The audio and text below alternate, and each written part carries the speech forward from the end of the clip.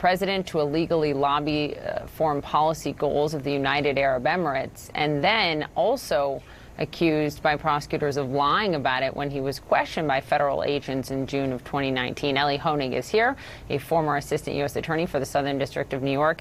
Just reading, from the indictment here, it's damning on both those fronts. Part of it reads, the defendant is charged with acting under the direction or control of the most senior leaders of the UAE over a course of years. For anyone who may dismiss this as administrative charges, why does this matter on a national security front?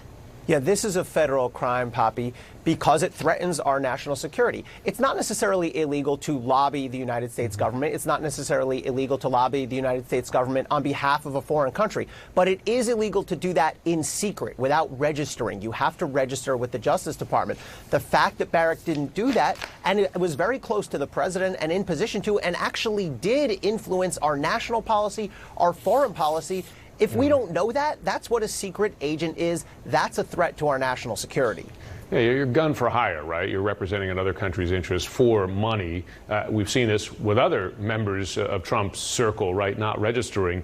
One of the charges here is something else we've seen with members of his circle, and that is obstruction of justice, specifically false statements to the FBI. Why do you think that's potentially more significant than the foreign agent registration charges?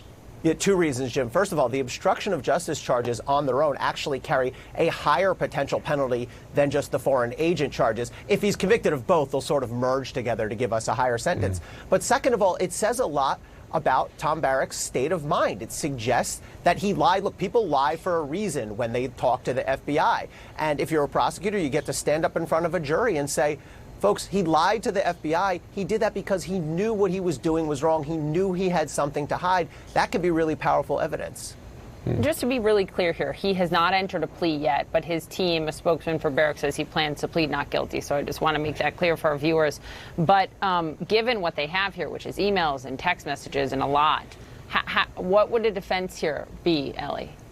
Yeah, that's a really good question. He is, of course, as anyone is, he's entitled to the presumption of innocence. One thing that jumped out to me about the indictment, does not appear to be a case based on a cooperating witness. And as we know, cooperating witnesses can always be cross-examined, right? You've pled guilty to crimes, you're a liar, you have incentive to help them. If you look at the indictment, it looks like this case is built on emails and texts, and the prosecutors here appear to have dozens of them. So they're going to be using Barrack's own words against him. So he's going to have to come up with something creative here. He may be looking to take a plea or even cooperate to try to save himself.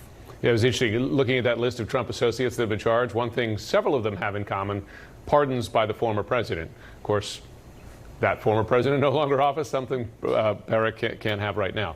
Elie Honig, thanks very much.